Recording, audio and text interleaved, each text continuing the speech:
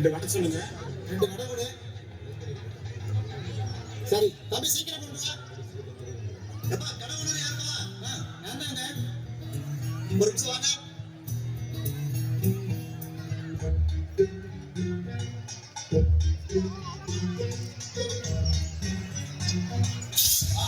எதுக்குங்க அடிச்சீங்க?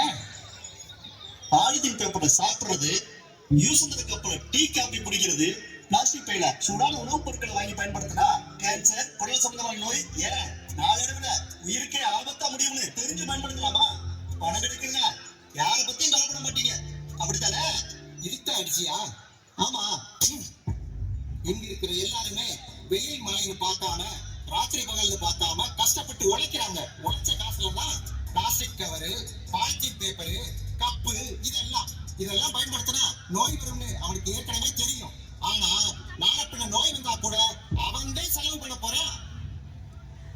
சூடான tea, coffee, குழம்பு, சாம்பார் இதை வாங்குறதுக்கு பிளாஸ்க் இல்ல தூக்குச்சட்டியை கொண்டு வரணும். தூக்குச்சட்டியை தூக்கிட்டு வருது கேவலம் நினைக்கிறாங்க, கௌரவ குறைச்சல் நினைக்கிறாங்க.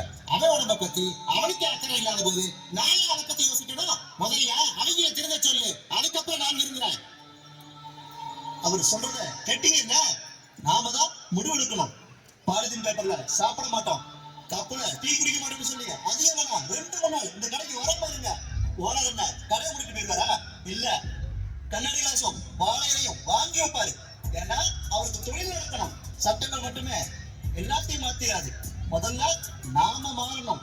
நாம மாறினா எல்லாமே மாறும். வாழையை பயன்படுத்தணும்.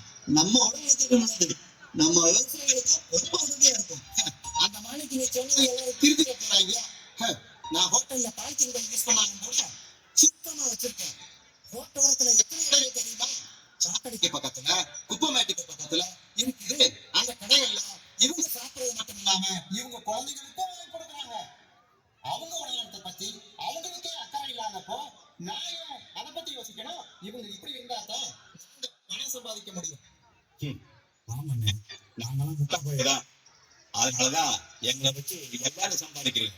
ஆனா இனிமே வாழை இலை இருந்தா மட்டும்தான் சாப்பிடுவோம். நாங்களே சம்பாதிச்சு நாங்களே நோயை வாங்கிக்கிறோம். இனிமே கண்ணாடி கிளாஸ்லயும் சில டம்ளர்ல மட்டும்தான் சூழலை காப்பியே குடிப்பேன். நீங்க எல்லாரும் மாறினா நாங்களும் மாறத்தான் போறோம். உங்களை நம்பித்தான கடை வச்சிருக்கோம். நாம நினைச்சா எல்லாத்தையும் மாத்தலாம்.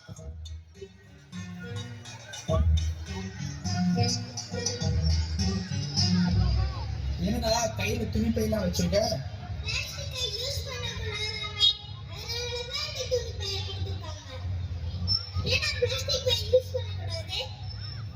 நாம தூக்கி போடுற பிளாஸ்டிக் பை 1000 வருஷம் ஆனாலும் மக்கி போகாது. அப்படி மக்காமல் மண்ணுக்குள்ள புதைந்து கிடக்கும் பிளாஸ்டிக் மழை நீரை பூமிக்குள்ள இறங்க விடாமல் தடுக்குது. அதனால நிலத்தடி நீரோட அளவு வேற குறையுது, விவசாயமும் பாதிக்குது. நாம ரோட்ல போடுற பிளாஸ்டிக்கை சாப்பிட்றதுனால நிறைய விலங்குகளும் உயிரிழக்குது. அது மட்டும் இல்லாம பிளாஸ்டிக்கை எரிக்கிறதுனால கேன்சர், ஆஸ்மா போன்ற கொடிய நோயெல்லாம் வேற வருது. அதிகப்படியான பிளாஸ்டிக் பொருட்கள் நீர்நிலையில கலப்பதனால நீர் வேற அதிகமா மாசுபடுது. அந்த நீர்ல இருக்கிற உயிரினங்களும் கடுமையா பாதிக்குது. இப்படி அதிகரித்துக்கிட்டே போகும் பிளாஸ்டிக் பயன்பாடு உலக அழிவுக்கே வழிவகுக்குது. ஜனவரி 1, 2017 இருந்து 50 மைக்ரானுக்கு கீழே உள்ள பிளாஸ்டிக் பை, பாலித்தீன் பை, பிளாஸ்டிக் கப் போன்றவை கண்டிப்பான முறையில் தடை செய்யப்பட்டுள்ளது.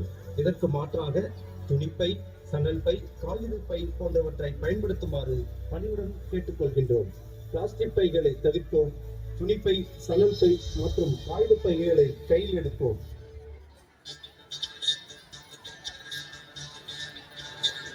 பேரன்பிற்கும் மரியாதைக்கும் உரிய பெரியோர்களே, எங்களெடுத்த தாய்மார்களே, நாட்டுக்கு ஒரு நல்ல செய்தி சொல்ல போறோம், கேளுங்க. நம்ம அக்கா பாட்டோட சொல்ல போறோம், கேளுங்க.